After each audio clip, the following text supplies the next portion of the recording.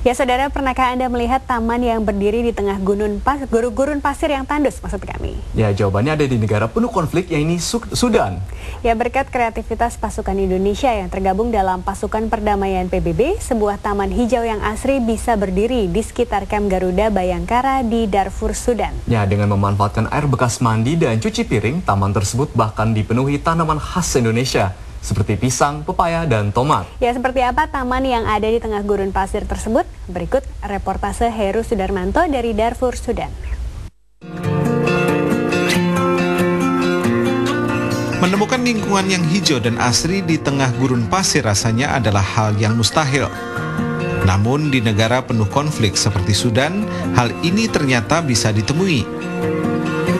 Ya, di sini Anda bahkan bisa menemukan taman yang tertata rapi dan dipenuhi berbagai tanaman khas Indonesia seperti pisang, pepaya, dan tomat. Taman yang berada di El Fasir, Darfur Utara, Sudan ini berdiri atas tangan-tangan terampil pasukan Garuda Bayangkara yang tergabung dalam pasukan perdamaian PBB. Petugas dari Indonesia ini memang sudah melaksanakan program penghijauan di Camp Garuda. Ini fungsinya adalah untuk memberikan udara yang segar, karena memang kawasan ini adalah kawasan gurun pasir. Dan bisa berhasil tumbuh ya Pak ya? Ya. Disiramin, Kok bisa ya, taman ini berdiri di tengah gurun yang tandus? Ternyata ini dia jawabannya. Air limbah bekas mandi dan cuci piring pasukan Garuda yang tergabung dalam pasukan perdamaian di Sudan ini ditampung di satu tempat. Air limbah inilah yang kemudian dimanfaatkan untuk menyiram tanaman hingga menjadi subur seperti ini.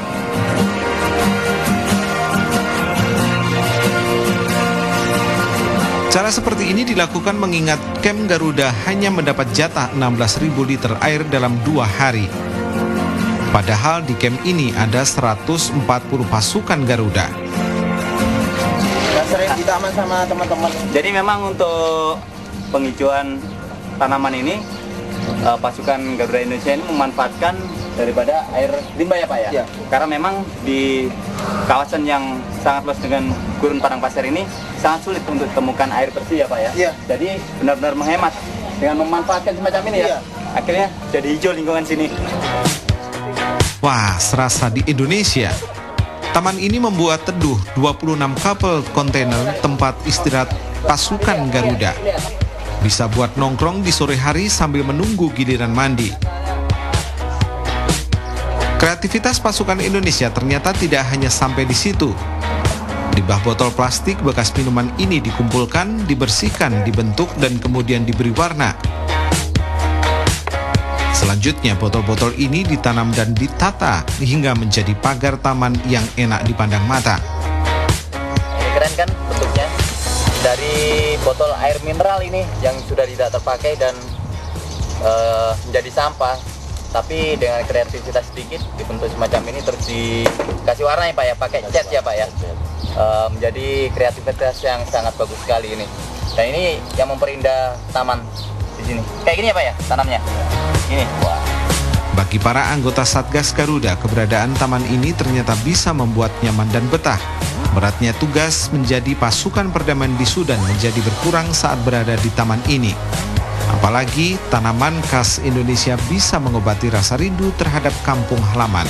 Kalau taman memang ini salah satu upaya dalam pembinaan mental personil, bagaimana di tempat penampungan kami di camp ini, di Garuda Camp ini seperti rumah sendiri. Almost as a result. So we are not allowed to have many trees inside our camps because it's the UN officials consider it as a waste of water. Membuat taman seperti yang dilakukan pasukan Garuda seperti ini kini menjadi acuan pasukan dari negara lain yang juga tergabung dalam pasukan perdamaian PBB. Tentu saja ini membuat citra pasukan Indonesia semakin baik di mata pasukan negara lain. Terlebih pasukan Indonesia yang bertugas di Darfur juga telah melakukan tugasnya dengan penuh tanggung jawab dan profesional. Kesejahteraan khususnya untuk biaya transportasi pulang pergi. Ini yang memang belum ada untuk mendukung selama Satgas FPU 1, 2, 3, dan 4. Mudah-mudahan kami dari tim supervisi ini akan memberikan masukan kepada pimpinan untuk dijadikan sebagai acuan atau memberikan kesejahteraan bagi anggota yang melaksanakan tugas misi perdamaian. Sudan adalah salah satu negara di benua Afrika yang dilanda perang sipil berkepanjangan. Konflik yang telah berlangsung 22 tahun ini kini berkembang menjadi konflik perebutan wilayah antara Sudan dan Sudan Selatan.